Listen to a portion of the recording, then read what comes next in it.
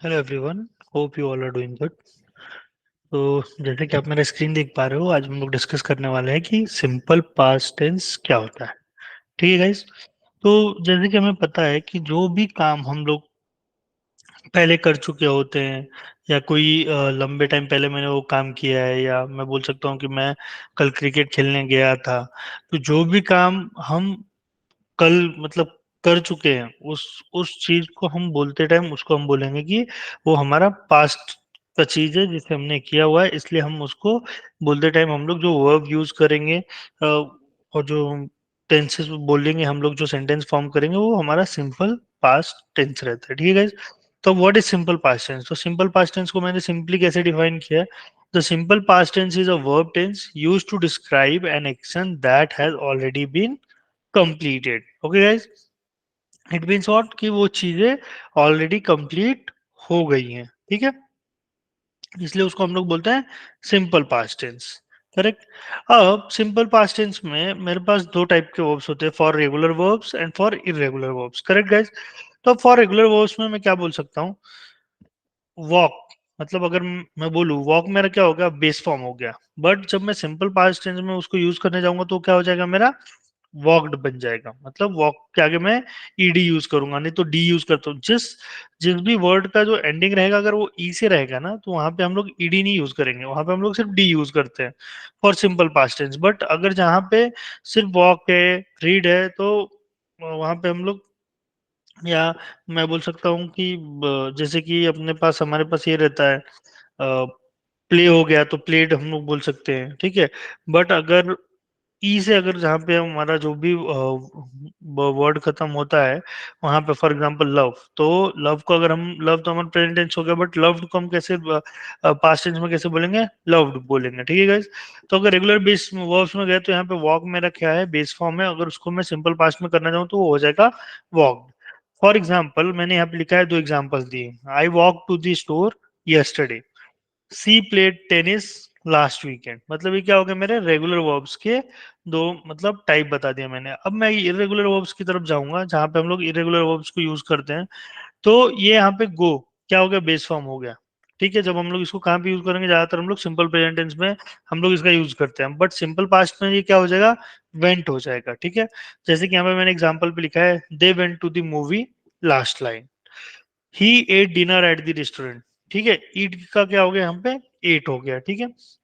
तो ऐसे ही गाइस, और भी अगर मैं एग्जांपल्स अगर देखने को जाऊं, और I can say regular verbs के लिए और इरेगुलर वर्ब्स के लिए, तो रेगुलर वर्ब्स में मैं ये बोल सकता हूँ, I cleaned my room this morning, I clean my room this morning. Okay guys. तो मेरा रेगुलर वर्ब का एक एग्जांपल हो गया। अगर इरेगुलर वर्ब का बोलूँ तो मैं ऐसा बोल सकता हूँ, she had a great time at the party. Okay. तो ऐसे जाके हम लोग जो भी पास्ट में जो भी चीजें करते हैं, जो चीजें हम लोगों ने कर दी हुई है, या हम कर चुके हैं, या हम करके आए हैं उस चीज को, तो हम उसको किस में रिप्रेजेंट करेंगे? पास्ट टेंस में रिप्रेजेंट करेंगे। अगर मैं आपको और एग्जांपल देने को जाऊं, तो अगर मैं ऐसे बोल सकता हूँ कि he asked a lot of question during the lecture, he has a lot of question during the lecture. It means what कि लेक्चर हो चुका है, और कोई एक सेकंड पर्सन के बारे में बता रहा है कि वो बहुत सारे क्वेश्चन पूछता है लेक्चर में। अगर मैं और अगर बोलने जाऊं तो यहाँ पे मैं बोल सकता हूँ, the children played in the park, sorry यहाँ पे प्लेड की स्पेलिंग रॉन्ग हुई, the children played in the park for hours. ये मेरा क्या हो गया? ये भी मेरा एक पास सिंपल पास्ट टेंस का एग्जांपल हो गया। अगर मैं यहाँ पे बोलने को जाऊं कि he called his friend after the game, he called his friend after the game. So these are the example of, I can say, simple past tense.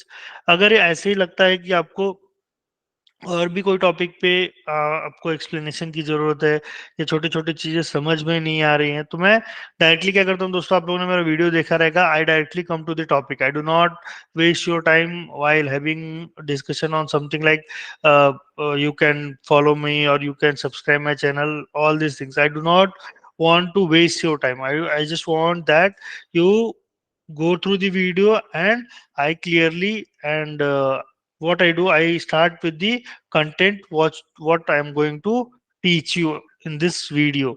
So this will be a request that kindly put your comments and feedback, so that we can say, we can analyze that, yeah, whatever we are teaching, that is good, or on what contents we need to make more videos, so that it will be helpful for you all. And guys, at last I can say that keep watching the videos, keep learning more contents. This is really helpful.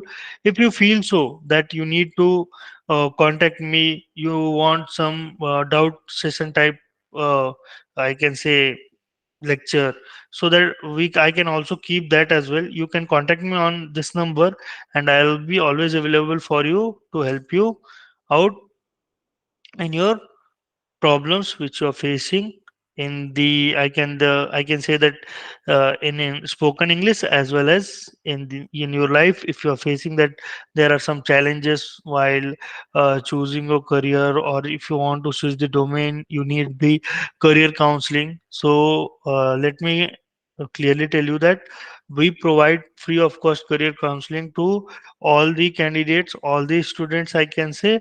If you want any kind of help, you feel free to contact me on this number.